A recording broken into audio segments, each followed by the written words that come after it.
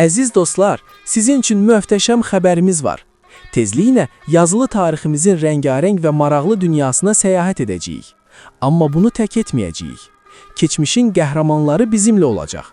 Onlarla tanış olmaq və tarixi anları addım-addım yaşamaq üçün böyük bir fürsət olacaq. Möhtəşəm macəralar sizi gözləyir. Çünki tarixi öyrənmək heç vaxt bu qədər maraqlı olmayıb.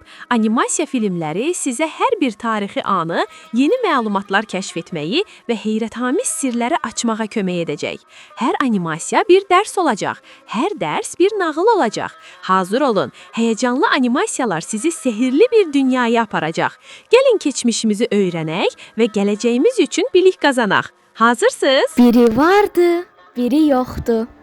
Qədim zamanlarda günəşin ilk şəfəqlərindən tutmuş ulduzların parıltısına qədər geniş bir diyarda Azərbaycan adlı seyirli bir ölkə var idi. Bu yurt Dərbətdən Zəncana, Həmədana qədər uzanır. İçindən Araz adlı böyük, mehriban bir çay axırdı. Bu çay torpağı iki yerə ayırsa da, insanların ürəyi hər zaman birdir. Biri Şimal Azərbaycan, biri isə Cənubi Azərbaycan adlanırdı. Bu torpaqlarda bir zamanlar Səfəvilər, Ağqoyunlular, Qaraqoyunlular kimi igid türk dövlətləri yaşayırdı. Onlar həm ölkələrini qoruyar, həm də Şərqin ən güclü dövlətlərindən olardılar. Lakin gün gəldi. Yad ellərdən böyük qüvvələr Qafqaza göz dikdi. Azərbaycanın birliyi pozuldu. Xanlıqlar yaranmağa başladı. Sonra isə Çar Rusiyası və Qacar dövləti arasında uzun-uzadı döyüşlər oldu. Türkmənçay adlı sərt bir müqavilə ilə Azərbaycan torpaqları parçalandı və çoxlu ailələr doğma yurdlarından köçürüldü. Zaman keçdi. 20-ci əsrin əvvəllərində xalqımız yenə çətin günlər yaşadı. Ermənilərin daşnaq dəstələri Şimali Azərbaycanda günahsız insanlara zülm etdi.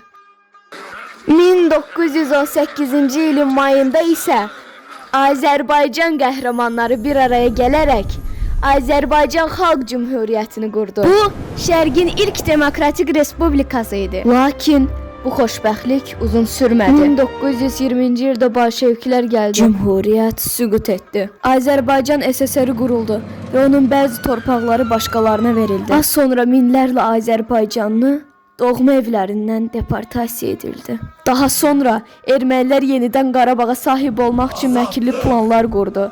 Xalq ayağa qalxdı, azadlıq istəyini ucaltdı.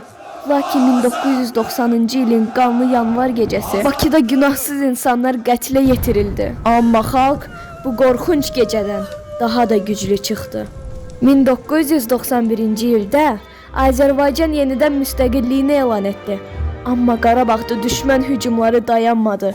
Xocalda çox ağır bir faciə baş verdi. Dəyərli insanlar itirildi. Xalq böyük bir sınaqdan keçdi. 1993-cü ildə Heydər Əliyev yenidən xalqın köməyinə çatdı. Ölkədə sabitlik yaratdı. Sonra illər keçdi və Azərbaycan güclənməyə başladı. Gün gəldi. 2020-ci ildə Azərbaycan ordusu 44 gün ərzində igidlik göstərərək Qarabağı azad etdi. Şuşa qalasından üç rəngli bayraq dalğalananda bütün Azərbaycan sevincə boğuldu.